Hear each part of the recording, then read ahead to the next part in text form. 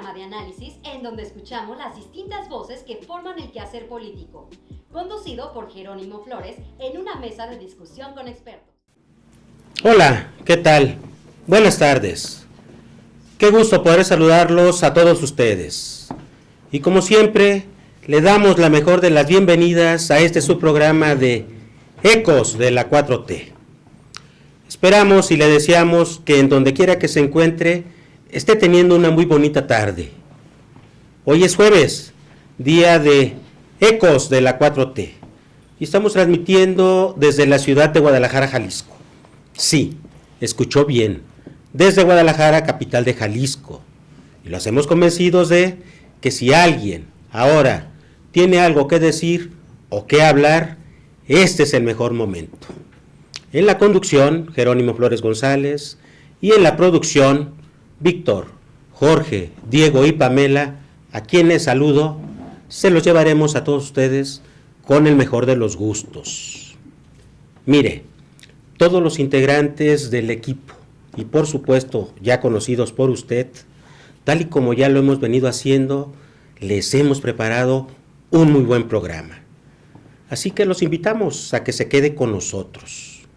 Y gracias, muchas gracias por brindarnos su atención y por apoyarnos. En un momento, comenzamos.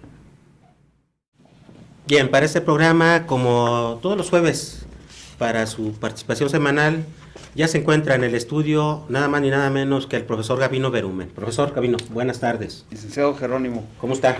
Con el placer de reincorporarnos a las actividades que siempre son muy gratas porque compartimos algunas opiniones que son de interés para la sociedad y pues para todos los que les gusta la política.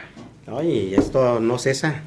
Así Se van es. acumulando, profesor Gabino. Sí. Día con día ya no falta qué temas de relevancia, de trascendencia para la política en el país y que, bueno, se impone la necesidad de comentarlos. Es un periodo de intensa actividad porque el presidente Andrés Manuel López Obrador se empeña en hacerlo muy puntualmente todos los días en las mañaneras, no obstante que hay quienes ya no hayan cómo y están solicitando que se suspendan las mañaneras, pero bueno, yo participé por ahí en una encuesta en donde el 90% de todos los encuestados vía telefónica y pues decíamos adelante, que sigan, y un muy lejano 5 o 6% que se quiten, pero era pues la verdad es que esa forma de estar informando a diario por parte del Ejecutivo Federal no es más que un ejercicio democrático. Oiga, profesor, a propósito sobre este punto, ¿cuál es pues la intencionalidad de la oposición, actores como intelectuales, periodistas, que siguen insistiendo pues en tratar pues de que ya no se continúe por parte del presidente del país con sus conferencias mañaneras? ¿Cómo entender a estas personas con ese tipo de posicionamientos? Bueno, en principio porque no hay una oposición que verdaderamente pueda contrarrestar los efectos e impactos que tiene este posicionamiento del Ejecutivo Federal. La oposición está muy enclenque, es una oposición que ni unificados el prianismo o prianredismo pueden lograr contrarrestar esos efectos. ¿Y qué hacen estos dirigentes de estos partidos opositores? Pues tratar de invitar al otro partido que da claras muestras el partido Movimiento Ciudadano de que no va a ir con ellos. Entonces están desesperados. Y esas muestras se pueden advertir porque, por un lado, pues sus márgenes de porcentajes de aceptación son muy reducidos, y lo podemos ver incluso en la elección del Estado de México, que es la elección La que está en curso. que es la elección más emblemática y que ya ha arrancado y que no baja. Anda el nivel de aceptación de un 15% por encima de la candidata del PRIAN-RD, que es la candidata Alejandra del Moral. Entonces la maestra Delfina Gómez creo que va a tener una participación muy copiosa, sobre todo porque recordemos que en la elección de hace 6 años, ¿Sí? ella le ganó al PRI.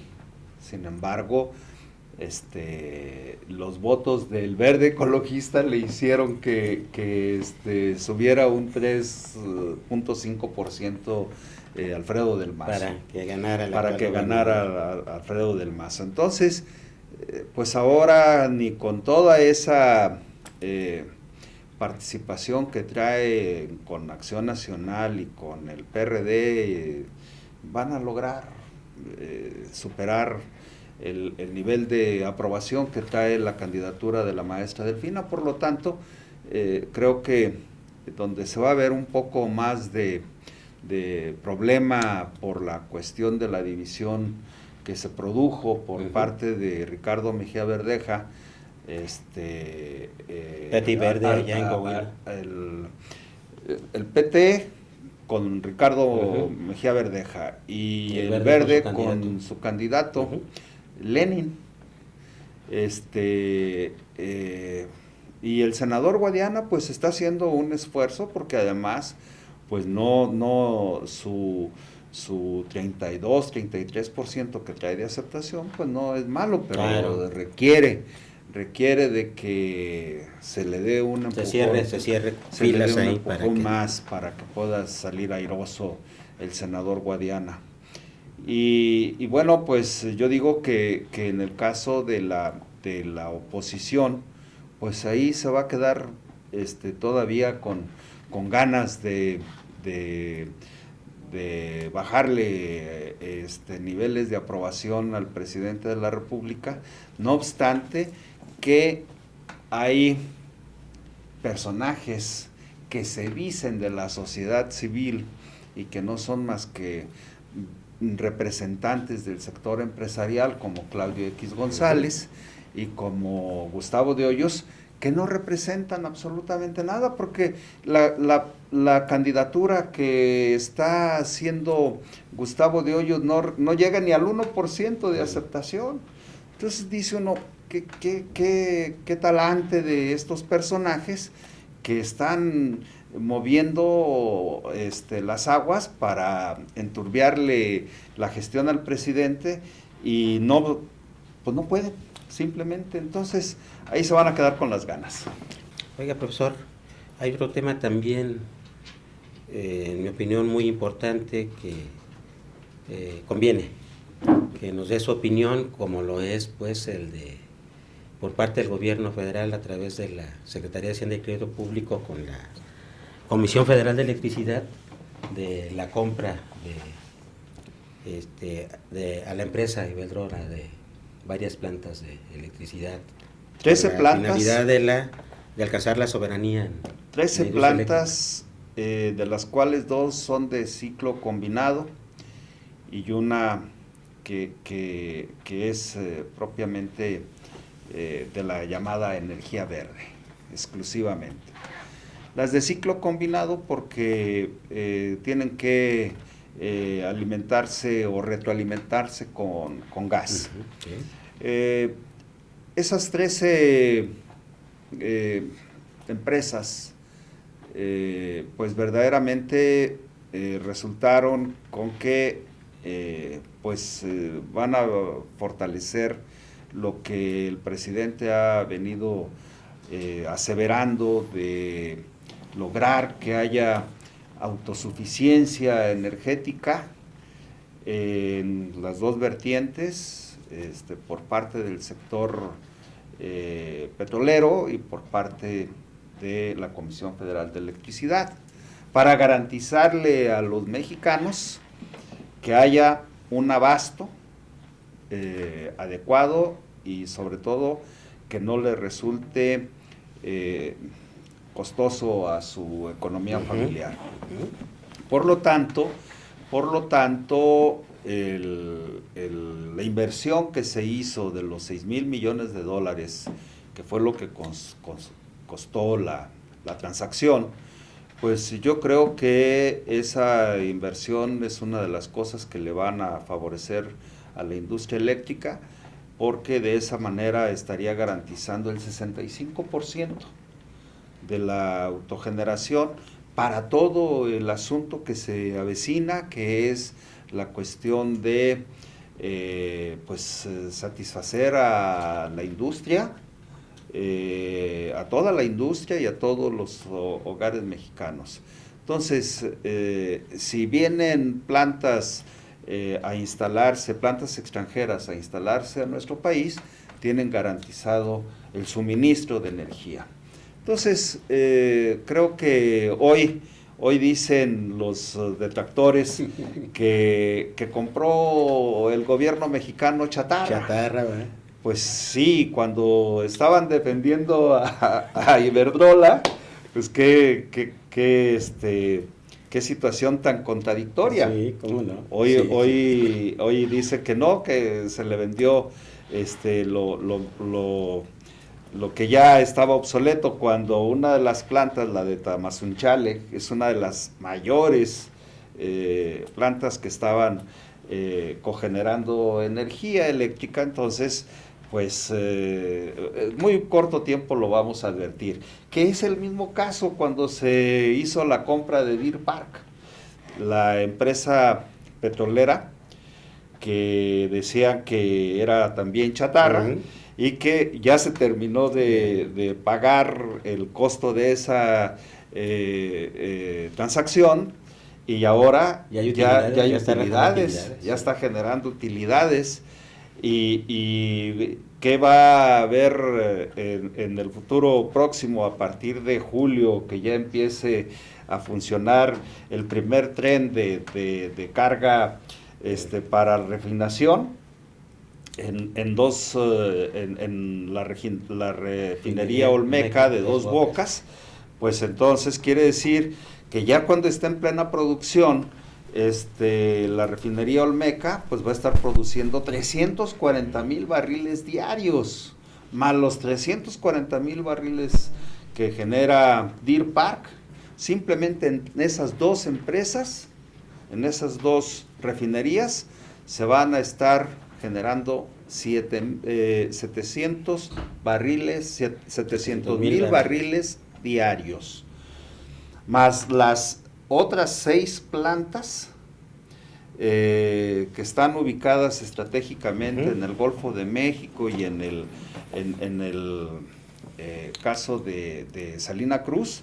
Pues entonces pues va a tener autosuficiencia energética México, y va a tener excedentes para pues evidentemente ya tener la posibilidad de exportar gasolina, no nada más importarlas. Nosotros exportábamos petróleo y comprábamos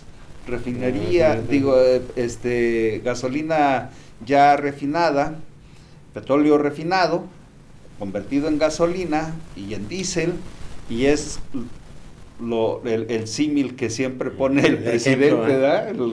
Las naranjas para comprarles el jugo. Vendemos naranjas y les compramos el jugo. Entonces, pues a ver, que se ubiquen quienes están siendo detractores de que esto, pues evidentemente el tiempo le va a dar la razón al presidente, y que quien va a salir ganando es la hacienda pública, el pueblo en general y sobre todo mejores condiciones para tener una industria una industria petrolera más fuerte, pero el siguiente paso es la industria petroquímica, que también en el periodo de los gobiernos neoliberales la dejaron morir porque ya teníamos una planta petroquímica que estaba funcionando muy bien en Pajaritos y en el Golfo de México particularmente. Oiga, profesor, otro tema también por demás interesantísimo que a mí al final de cuentas me gustó cómo se dieron las cosas, cómo se procesó, porque pues también está establecido en la propia Constitución, en las leyes, y que fue precisamente que en tiempo y forma cumplió la Cámara de Diputados con la elección o designación o nombramiento o insaculación en este caso de 4 integrantes del Consejo General del Instituto Nacional Electoral, por virtud pues de que finalmente se fueron Lorenzo Córdoba Vianello, señor Ciro Murayama y otros 2 consejeros más. Felizmente ya no están opinando, porque ellos eran los que habían asumido el rol de estar siendo los representantes de la oposición. Curiosamente, el árbitro poniéndose y calzando los botines para entrar a la cancha y jugar y patear el balón y estar también pitando y sacando tarjetas. Oh, no, qué bueno que estamos tocando este tema, porque si mal no recuerdo, en la última ocasión que estaba previo a la designación de los consejeros, que decíamos que había que ver que fueran designados los que tuviesen mejores méritos, mejores cartas credenciales en lo profesional de la materia. Sí. Afortunadamente, se dio un proceso también profundamente democrático, que es el de la insaculación. Sacar de la urna, al azar, el nombre de quien va a hacer la propuesta. Y fueron, pues yo digo, momentos emocionantes. Sí, ¿cómo no? Inusitados aquí en el país. Pero además de ese momento emocionante, que todas las baterías que estaba enfocando quienes están impulsando un proyecto democrático a través de la Cuarta Transformación, metieron todas las baterías en el asunto de donde estaba la quinteta para la elección de presidenta, del Consejo. Sí. Entonces ahí metieron toda la carne al asador, de tal suerte que eran 4 propuestas identificadas con la Cuarta Transformación y una con la oposición. Entonces, ¿qué se colige de ello? Que había pues 4 opciones a una. Sí, cómo no. Y que 80% de posibilidades y que de podía que haber la nosotros, a un 20% de ellos. Y que había la probabilidad de que saliera la que... Pero ya era el azar, ahí la que el azar, sí, ¿verdad? Sí. Bueno, Guadalupe Tadei Zavala tiene una trayectoria excepcional. Sí. Ella es una de las personas que inician con el INE. En el, si mal no recuerdo, 93. Tiene 28 años 28 años de experiencia. Entonces siempre ha estado en las lides de esta materia electoral, tanto en su estado natal como en otras entidades, en su estado natal Sonora, como en otras entidades.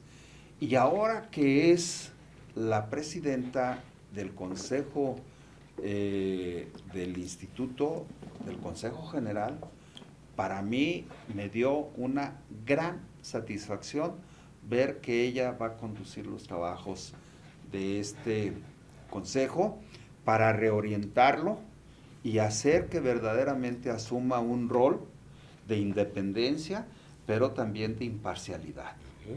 Y que proyecte lo que está mandatado en la Constitución, que tiene que ver con lo relacionado a la objetividad, a la legalidad, a la transparencia.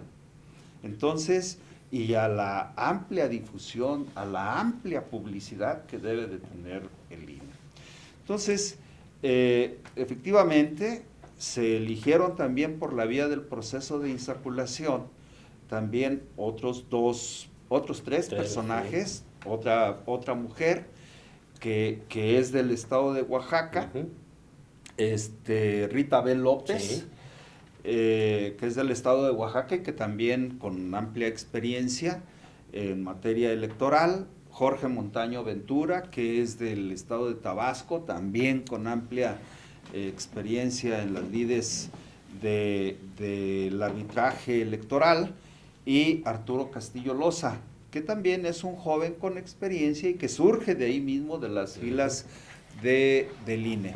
Entonces, cuando nosotros vemos que este proceso de insaculación se da para estas personas que cubren esos requisitos, que garantizan con su actuación y desempeño que va a haber un cambio de rumbo, pues no hay más que sentirnos satisfechos y que cabe mencionar que los partidos de oposición habían dicho que no iban a impugnar, y el que se retractó de esa situación fue el Partido Acción Nacional y está impugnando el proceso nada más de dos, de la presidenta Guadalupe Tadei y del consejero Tabasco. Jorge Montaño. De Entonces, de los otros dos no. A ver, ¿Cómo es esa es una incongruencia de lo que dicen y de lo que hacen. Por lo tanto, esas mismas formas de manifestación de inconformidad ya no se la cree la gente. La ciudadanía ya no les cree. ¿Por qué? Porque hacen una cosa, dicen una cosa, hacen otra. Y en fin, es una incongruencia total en cuanto a sus posiciones políticas con relación a favorecer la democracia en México. Pues muy interesante este proceso que se vivió y no queda más que hacer votos para que, como atinadamente usted lo dijo, profesor Gavino, reorienten el rumbo. Yo he escuchado posicionamientos tanto de la presidenta Guadalupe Tadei como de la consejera de Oaxaca, Rita Bell. que me han gustado. Sí, claro. Me han gustado. Esperemos que eso permita que en un breve tiempo veamos otro INE. El tiempo va a ser quien nos marque la pauta de que su actuación y desempeño tendrá que ser exitosa. Profesor Gavino, muchas gracias por acompañarnos. Gracias a ustedes y El qué siguiente bueno. programa nos estaremos viendo. Un por aquí, lo saludo esperamos. como siempre para todos. Vamos a un corte y regresamos. Gracias por continuar con nosotros y ya estamos de regreso. Y miren, en el estudio está el maestro Antonio de Jesús Mendoza Mejía. Maestro Antonio, buenas tardes. ¿Cómo está? Muy bien. Relajado. Sí, me da gusto Y verlo. con el gusto de platicar con usted y con el público que nos escucha. Claro, sí, por supuesto. Jueves tras jueves. Y lo veo afortunadamente relajado y de buenas. Claro. De buenas, así De buenas. afortunadamente. Oiga, maestro Mendoza, ¿qué tema, por favor, hoy Sí, a nuestra audiencia? yo considero les que es va a importante compartir? cerrar con ese tema que el maestro Gavino platicaba.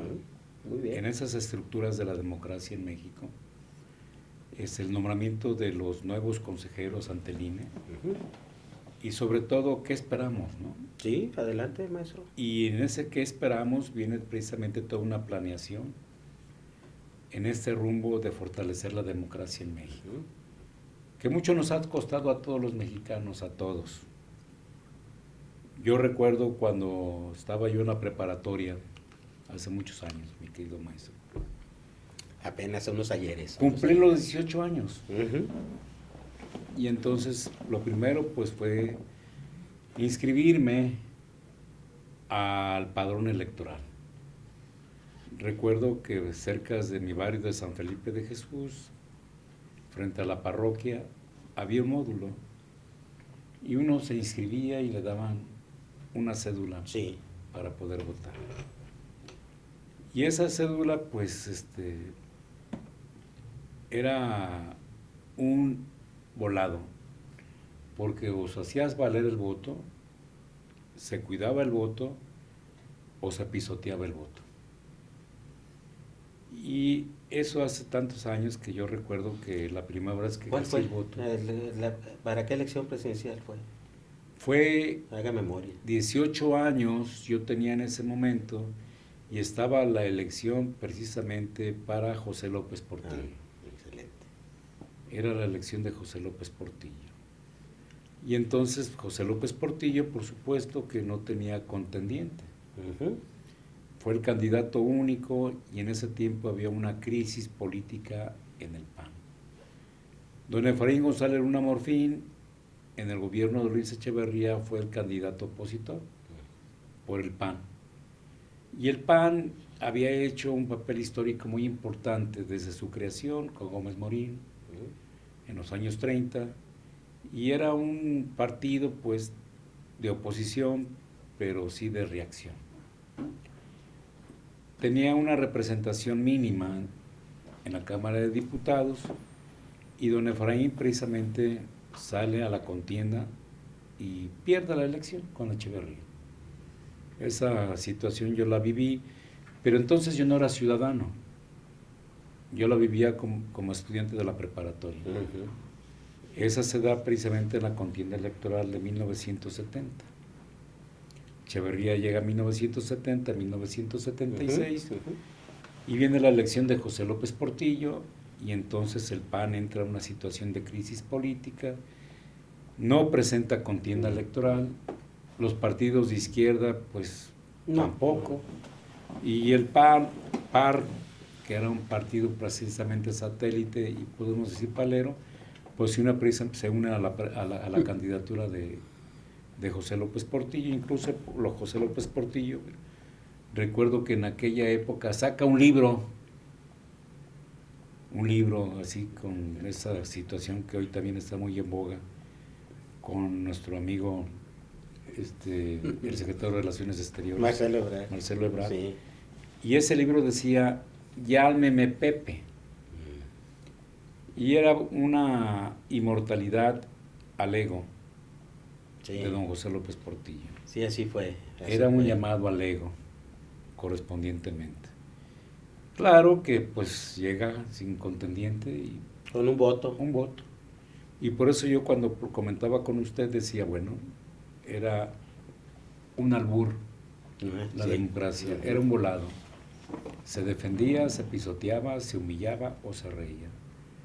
¿Por qué? Porque precisamente había un carro completo dentro de la aplanadora del PRI, y el PRI no perdía un distrito, no perdía un municipio, no perdía la presidencia, no perdía un senado, no perdía nada. Era carro completo. Ujú. Por supuesto que existía un sistema llamado corporativismo. Y el corporativismo era una cuestión que yo todavía no me la explico, el control que tenía el Estado hacia los partidos políticos, hacia el sector campesino, hacia el sector popular y hacia el sector obrero. Obrero, sí. En fin, yo recuerdo esas épocas de ese control férreo, donde el voto se daba, mas no se ejercía. Porque ejercer el voto precisamente es cuestión de conciencia. Sí. Como actualmente lo hacemos, ¿no? Ujú. Actualmente lo hacemos, y no solamente en las cuestiones del aparato electoral del Estado, y en los cuadros correspondientes y en el juego político, donde los árbitros y la ciudadanía juegan un papel importantísimo. Se hacen ya en actuaciones de legitimación, usted lo sabe. Ujú. En la legitimación laboral los votos cuentan. Claro. Y entonces los sindicatos ya no son precisamente esos institutos obreros que eran precisamente sometidos a los caprichos de las centrales obreras. Por eso yo me comento ahora, ¿cómo le hacían para ese control tan Tenerlo, férreo, ¿no? ¿no? Tan férreo. Pero también recuerdo, por ejemplo, que cuando yo estaba en la primaria, había pocas primarias. Y un reto, sobre todo para la oposición, en esa contienda electoral, en ese reto correspondiente, era salirse de la esfera del poder y de la propia legitimación bajo amenaza de, si no vota por el PRI, su hijo es expulsado. Represalias. Exactamente. Pero eso es una situación que hemos ya en esos momentos superado. Y el voto y la democracia, a usted, a mí, a nuestros padres y hoy a nuestros hijos, que son ciudadanos, nos ha costado mucho para este país. Y creo que hoy, ante una renovación del Instituto Nacional Electoral y su propia transformación del propio instituto desde un IFE hasta llegar a estos momentos, es otra historia. Otra historia donde precisamente hay transparencia y sobre todo hay imparcialidad del árbitro electoral. Yo estaba reflexionando sobre lo que comentaba el maestro Gavino, y es cierto lo que comentan. Un Lorenzo que más que árbitro parecía líder político. Un Ciro que también parecía líder político. Y usted lo puede ver en los medios.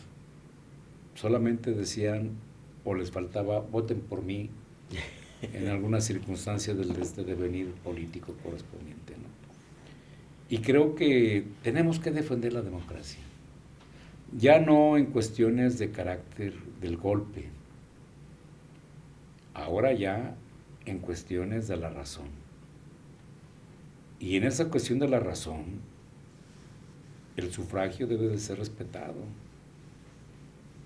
Y el partido Morena se ha enfrentado también a situaciones difíciles, muy complejas, sobre todo en las definiciones precisamente del rumbo político, donde muchas de las veces ha habido hasta violencia interna. Y por eso entendemos que el partido Morena entra a un proceso de decisión a través de las encuestas. ¿Por qué? Porque también ha vivido internamente golpeteos fuertes. Y todos somos parte, al menos a mí me ha tocado ser parte, no dentro, pero sí como observador de trifulcas internas muy serias. Que esto también tiene que quedar afuera. Claro. ¿Por qué? Porque esto también va en contra del modelo democrático que precisamente México está reconstruyendo a través de la Cuarta Transformación.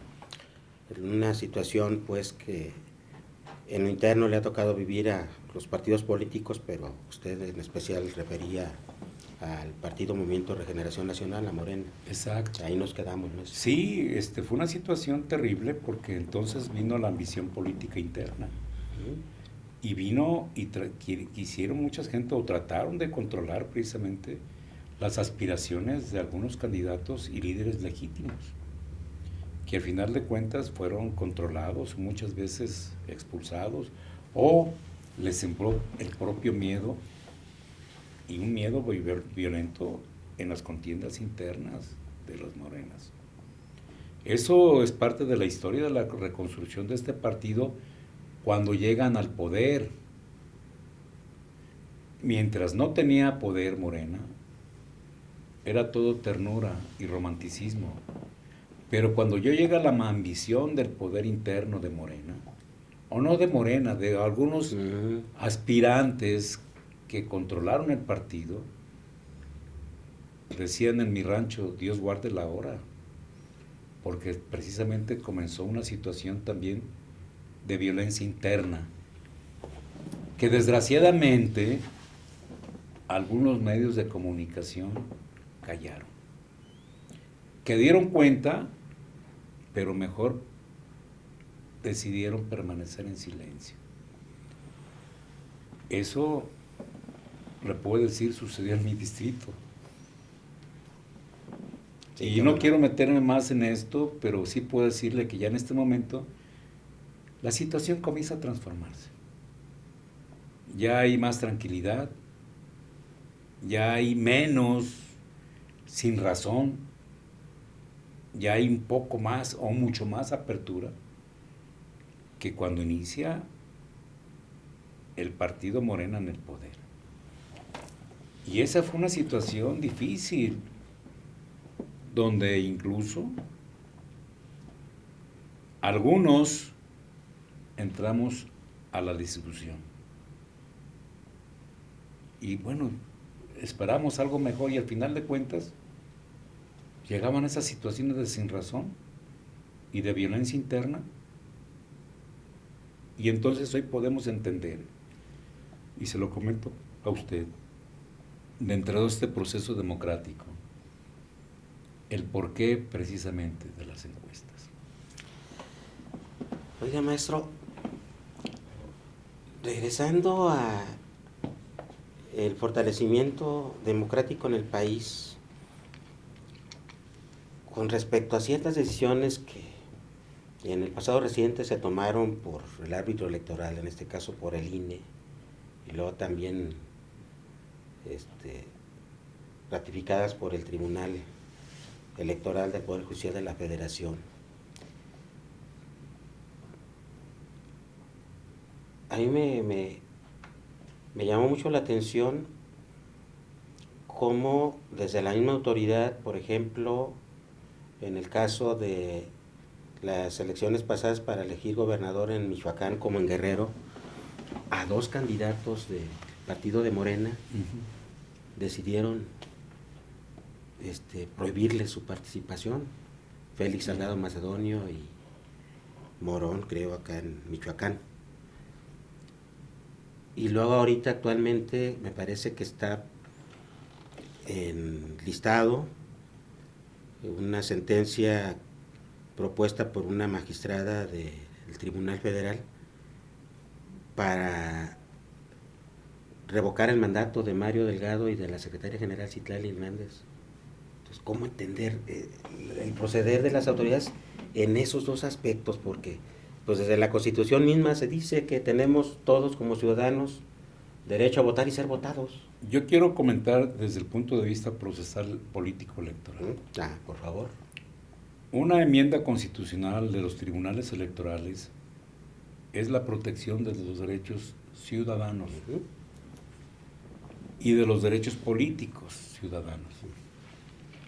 Si hubo una situación de un juicio electoral con Mario Delgado, sí, es precisamente porque desde la vida interna de los morenistas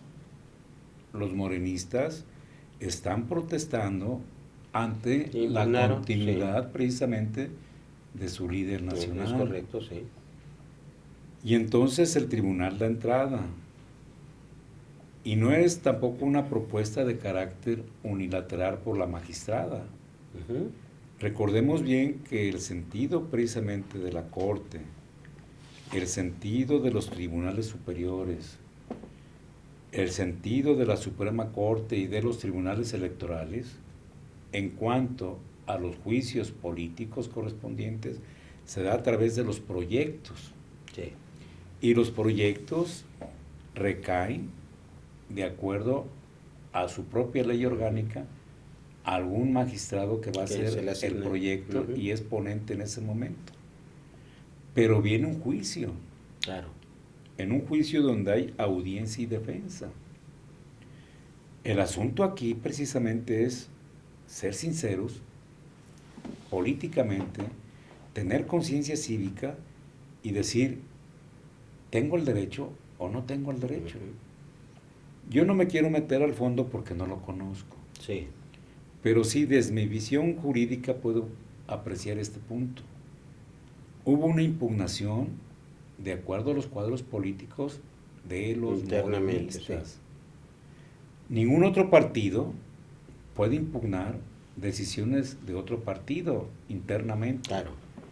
Si esto afectara al PAN, el PAN tendría precisamente sus propios recursos sobre las impugnaciones de los derechos políticos ciudadanos correspondientes y apelar a una situación que atente contra la vida política de los miembros de ese partido, pero de los propios políticos de Morena, los propios participativos dentro de ese movimiento interno de Morena, fueron los que impugnaron Se dio la impugnación. esta situación. Correcto. Pero esto ya entra a través de una manera colegiada, y entonces de manera colegiada Sí, tendrá los que resolverse magistrados por tienen que los- resolver. A ver cuál es el sentido final. Exactamente, pero es resolver. un sentido interno Sí, es correcto. de los partidos de los morenas. Los de los Sí, morenos, muy bien. sí. Eso.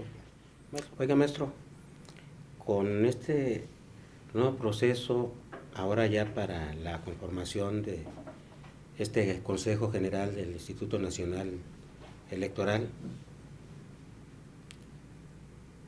¿qué esperar? ¿Qué esperar para la democracia en nuestro país? Nueva vida. Yo creo que esperamos una nueva vida democrática. Ujú. Y yo creo que las impugnaciones del PAN contra la presidenta y uno de los consejeros no van a prosperar.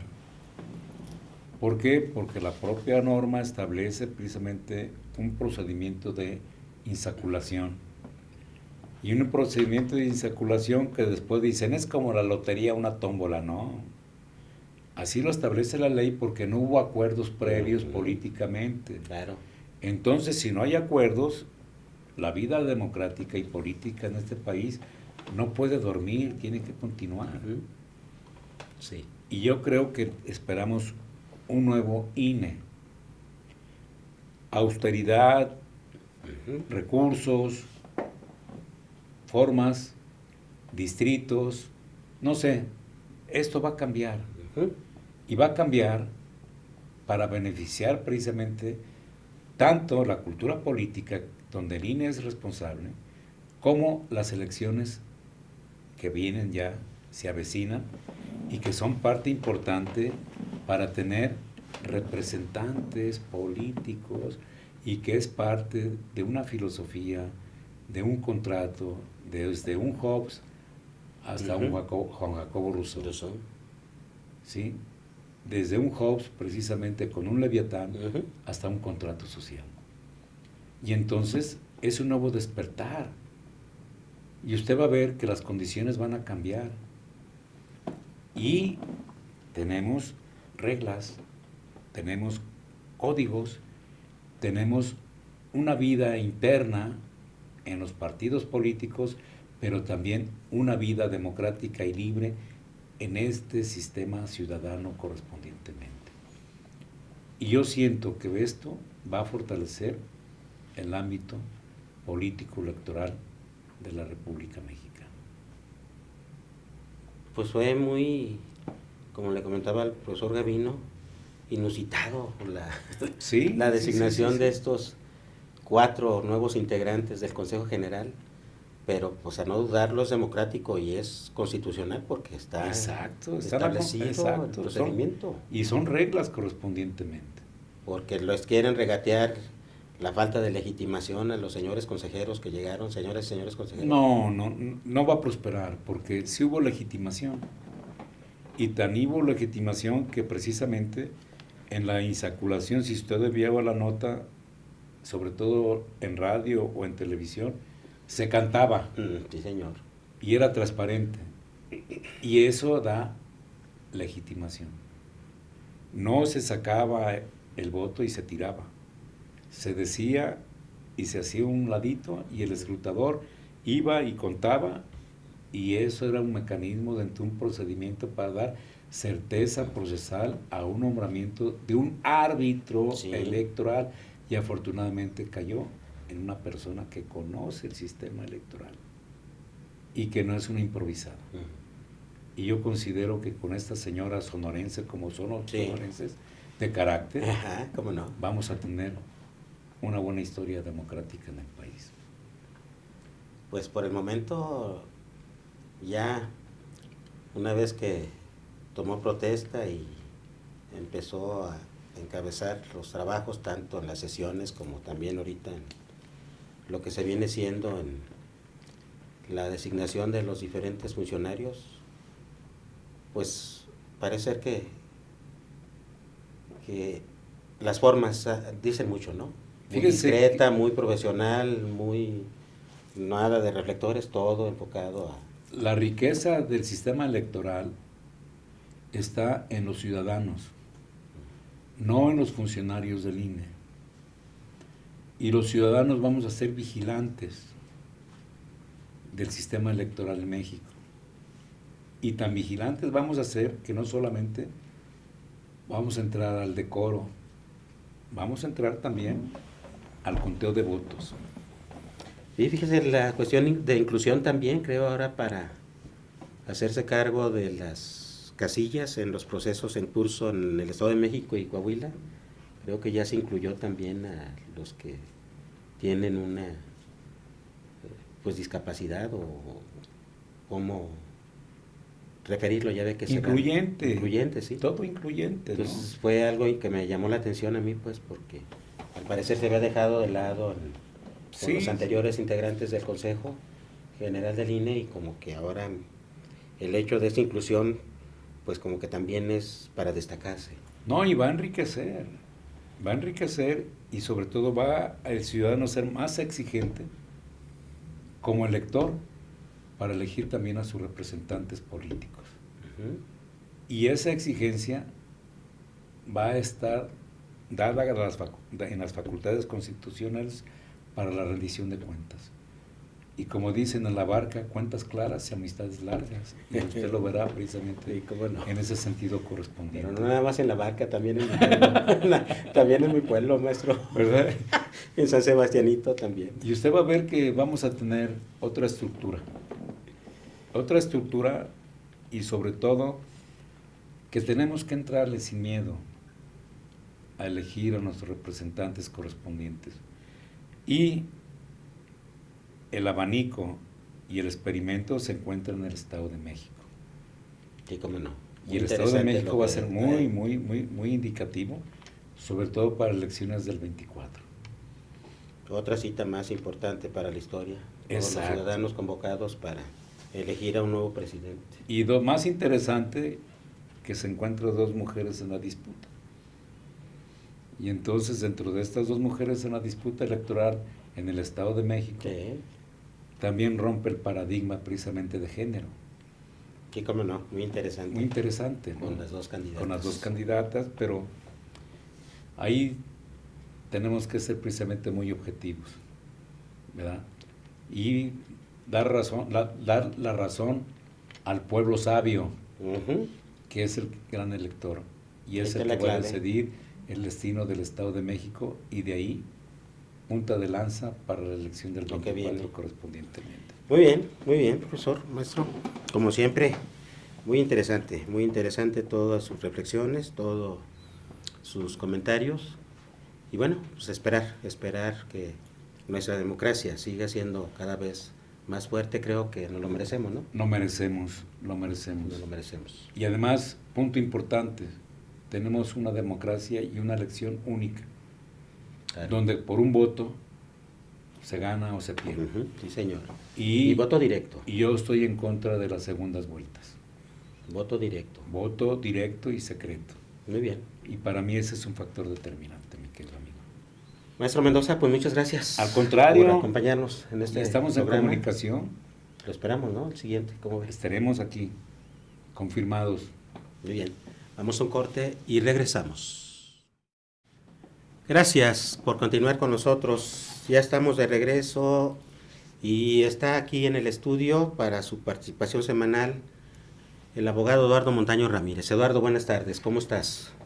Aquí visitándote, mi buen Jerónimo, para pues, tratar de continuar con estos temas. Han estado muy interesantes lo que nos ha dicho el profesor Gavino como el maestro Mendoza. Sí, han resaltado cómo cómo la democracia pues empieza a madurar. Ujú. Ese proceso de maduración. Se comentaba cómo el maestro Antonio de Jesús comentaba cómo en aquella elección, creo que del 70, de López Portillo, en el régimen, aquel régimen priista que muchos conocieron, muchos conocimos, en esa elección concretamente, parecía él como el candidato del PRI fue candidato único, sin oposición. Había en las boletas la posibilidad de votar, de señalar un candidato, pero eso era como pues ni siquiera premio de consolación, ¿verdad? Era una forma de disimular. Y sí, pues se instituyó él, fue elegido como candidato único, fue elegido presidente. Uh-huh. Pero en esa época, en aquel régimen lo citaba el maestro, estaba controlado los obreros y trabajadores de México, los que estaban organizados en sindicatos, estaban controlados por el Partido Revolucionario Institucional. Y todos los organismos, todas las instituciones, el sector popular, su sector obrero, esos grandes grupos, y por conducto y por medio de aquellos sindicatos muy singulares, pues se controlaba hasta los periodistas, se controlaba a todo mundo. Entonces, incluso citaba que en las escuelas se amenazaba al que no votara por el expulsaban PRI, lo daban de baja a su educandos, a su alumno, a su hijo, a su pequeño educando, ¿no? Entonces había un control muy férreo que los jóvenes de ahora no conocen, nunca conocieron. Ellos nacieron, los que tengan 20, 25, 30 años, pues nacieron durante un proceso que permitió una apertura democrática. Y hace rato decía yo, bueno, la democracia no es un regalo nada más, una herencia que nos hayan dejado otras culturas. La democracia, cuando menos la democracia mexicana, porque no todos los regímenes democráticos funcionan igual, ni se tienen los mismos procedimientos, ni los mismos antecedentes y orígenes. Sin embargo, nuestra democracia, porque es propia, se ha construido con luchas, con sacrificios, con muchas actitudes tramposas de parte de muchos grupos, de algunos partidos políticos, de ciertos políticos, de otros actores que han participado, ¿verdad? Unos encubriendo, otros engañando, otros mintiendo y otros trabajando y ofreciendo incluso sacrificios muy, muy altos, ¿no?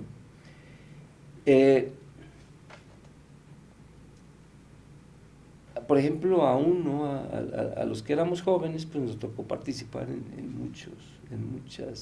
en algunas elecciones, de muchas formas, pintando, invitando, asistiendo a los mítines, levantando y haciendo fiestas, ¿no? Porque era una fiesta difícil, trabajosa y asoleada muchas veces. Y eso es parte de la construcción democrática. Trabajando en las calles, en los barrios, en las familias, en los grupos familiares, ¿no? Que tenemos que convencer. Entonces, yo siento cómo este proceso de democracia, pues primero debe empezar a madurar. Está madurando, pero con la participación de muchos actores. Y los principales pues son los partidos políticos, los grupos organizados, las asociaciones, algunos institutos e instituciones, pero la población civil debe ir conociendo, involucrándose más y debe participar más. Conocer qué es eso, para qué, porque es precisamente el vigilante, es el que sanciona, el que debe protestar, el que debe señalar lo que está mal y debe cambiar a los que han estado mal y poner a los que están bien o a los que proponen corregir. Y si no lo hacen, pues los va a cambiar. Entonces, este proceso es muy, muy amplio. Yo he puesto el ejemplo en algunas ocasiones como la participación de los grupos sociales, en el caso de las feministas, ellas dan una aportación y con el ruido que hacen y con los señalamientos y con la rabia que muestran y con la forma en que pelean, en la forma que demandan, que exigen, hacen democracia. Hay otros grupos, hay partidos políticos, incluso lo mencionábamos hace rato, la propia oposición con esos discursos que a veces son quizá muy necios, quizá faltos de sustento, quizá escandalosos, quizá rabiosos, pues hacen parte, cumplen una función en la democracia. Yo recuerdo alguna ocasión que me tocó participar en una elección, encontraba yo al investigar que uno de los requisitos, hay algunos de los requisitos de un sistema democrático, uno de los requisitos era la aceptabilidad de la derrota. Okay. Comentabas, dentro de la democracia uno de los requisitos es el reconocer los triunfos, las derrotas, algo así.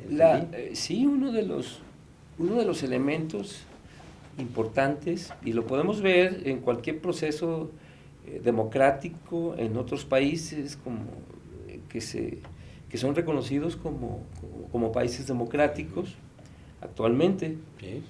Costa Rica, Francia, Alemania, incluso Reino Unido y algunos procesos electorales en Sudamérica, que recientemente, con problemas y todo, se dio un proceso en Brasil. Se ha dado en Chile, en Argentina, en Uruguay. El proceso electoral termina, se dan los resultados y se declara un ganador. ¿Qué hacen las fuerzas opositoras o las que no ganan? Reconocen. Sí. Reconocen a quien ha ganado. Cosa que en México no sucedió. No ha sucedido y han pasado 4 años y no ha sucedido, no han entendido, no conocen, porque eso los hace ser parte de fuerzas inmaduras. No ha madurado esa concepción democrática, porque el interés principal, por ejemplo, en México, en una democracia mexicana, en nuestro sistema mexicano de democracia, en este sistema democrático que cuesta tanto, no en lo económico, cuesta tanto de trabajo, tanto estudio, hay instituciones que están protegiendo esos procesos. Aún así, no se ha entendido que lo que se busca proteger es el interés de todos, con quien haya ganado, ¿verdad? Aquellos que perdieron o que perdimos durante mucho tiempo, decía un poema de Roque Dalton, un luchador guatemalteco, los que callan, los que perdemos debemos callar, decía en un poema. No es otra cosa más que no te toca, podrás no estar a gusto por no haber ganado, pero tienes que participar porque el interés principal del que fue electo es trabajar por todo. Claro. ¿Verdad? Y a él tienes que apoyarlo, tienes que apoyar a tu país, a tu sociedad, a tu grupo, ¿no? Aunque cueste trabajo. Pero precisamente esa madurez es lo que da, lo que da la certeza de haber entendido la democracia. Claro, dentro de la democracia hay otros elementos muy importantes, como son el respeto a las minorías, por ejemplo. Una democracia debe respetar a sus minorías, porque todos finalmente somos minoría, pertenecemos a alguna minoría. Claro. Además de la aceptabilidad de la derrota, además, la democracia no es una elección nada más, no es un proceso electoral. No se agota ahí. Es una forma de vida, nos lo dice el artículo 3 de nuestra Constitución. Sí. Es una forma de vida. ¿Qué significa eso? Pues que se construye día a día, que las instituciones, que los actores somos todos, los que participan y aún aquellos que no participan, porque el no participar es una forma de participar. Finalmente, es una forma de expresarte. Claro. ¿verdad? Y como decía hace rato, y así lo entiendo, las minorías, los grupos que conforman toda esta mayoría, me acuerdo de aquella definición del conjunto universal en matemáticas, de la primaria que estudié, conjunto universal y los subconjuntos, ¿no? Todos pertenecemos a una minoría, somos un subconjunto. Bueno, en nuestra familia, en nuestra escuela, en nuestro trabajo, en nuestro grupo social, en cada instancia en la que nos encontramos, podemos participar en la democracia y combatir aquellas fuerzas o aquellos enemigos de la democracia. En México, el presidente ha señalado un enemigo, un mal muy profundo, que es la corrupción. Sí. Pero la corrupción no es nada más un funcionario que roba, es una forma también de vida. Está arraigada, muy arraigada. En otra ocasión podríamos hablar de cómo se fue asimilando a través de décadas, de años, de generaciones. No nació el sexenio pasado, ¿no? Se ha manifestado quizá una de las formas más amplias, ¿no? Sí, pero es algo que lo traemos bien metido como concepto cultural. Sí. ¿Verdad? Entonces, la cultura la construimos y parte de esa cultura, con esa cultura nos sirve para construir la democracia, que no es, como digo, no es nada más un proceso electoral, ni es una elección, es una forma de vida en la cual todos los días tenemos que hacer algo.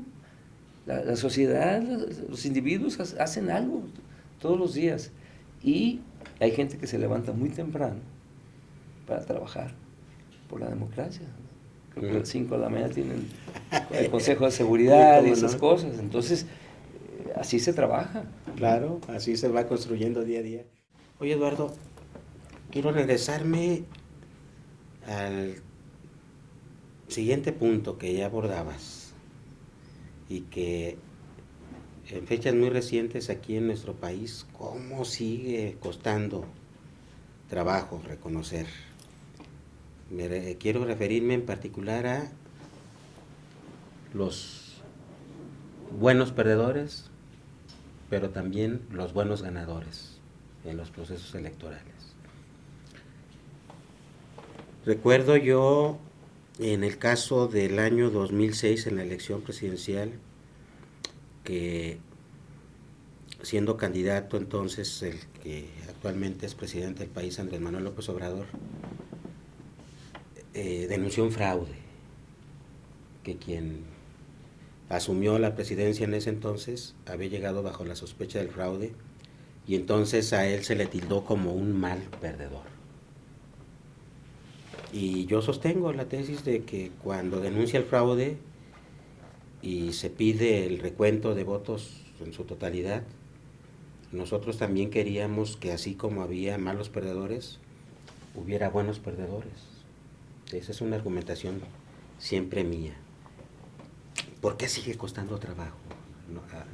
Ya nos comentabas algo, pero ¿por qué no profundizamos más en esto? ¿Por qué sigue costando trabajo? Bueno,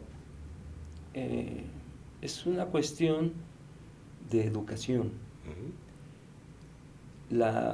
Creo yo, la democracia no se impone, no se crea, no aparece de repente en un día o en una elección y ya es democrática y colorín colorado, ¿no? El proceso de crear democracia ha costado, nos ha costado a los mexicanos desde hace mucho guerras, movimientos, muchas muertes, muchas vidas ha costado. Se cita, por ejemplo, desde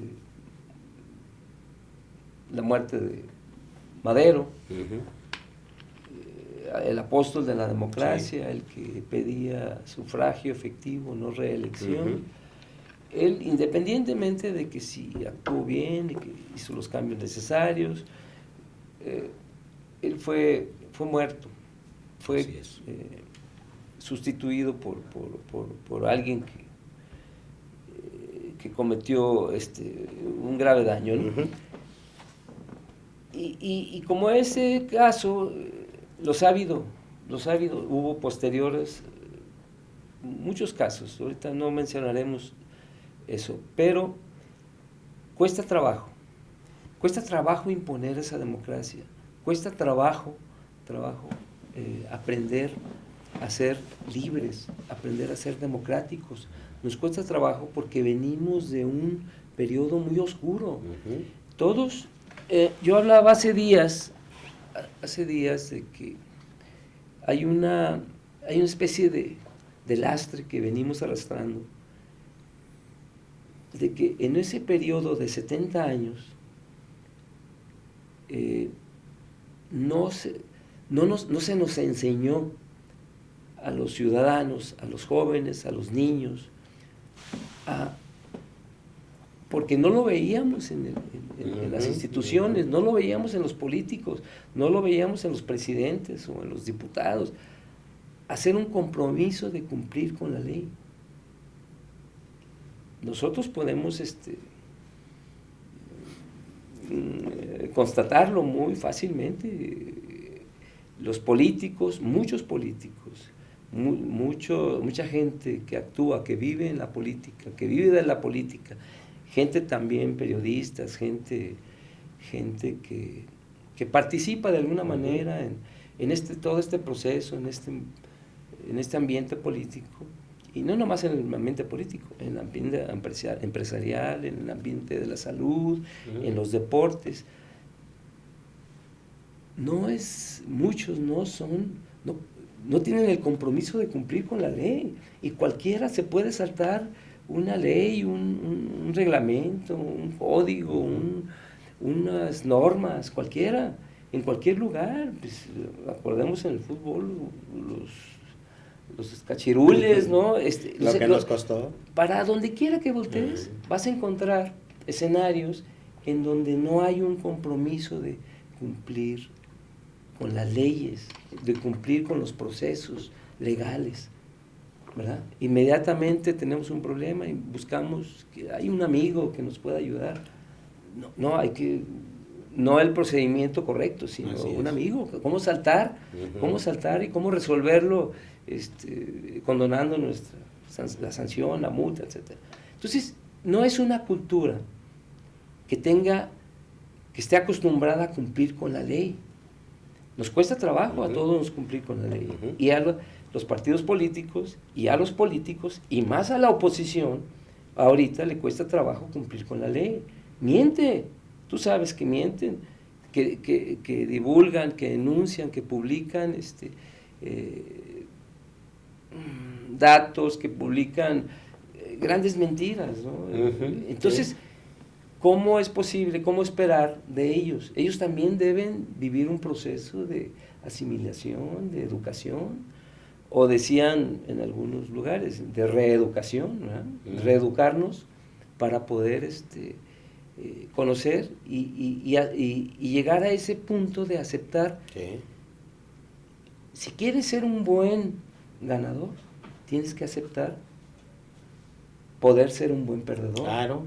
Porque si en esta pierdes, la siguiente puedes ganarla. Y si Así tú es. proteges y respetas ese proceso, este mismo proceso te hará ganar, te puede hacer ganar. Claro, totalmente de acuerdo contigo, Eduardo. Bien, de esta manera, Eduardo, muchas gracias por acompañarnos y te esperamos el A ti, siguiente Jerónimo, programa. aquí estaremos cuando nos invites. De esta manera hemos llegado a la parte final de uno más de sus programas de Ecos de la 4T. Les recordamos que se transmite desde Guadalajara, Jalisco. Hasta la próxima.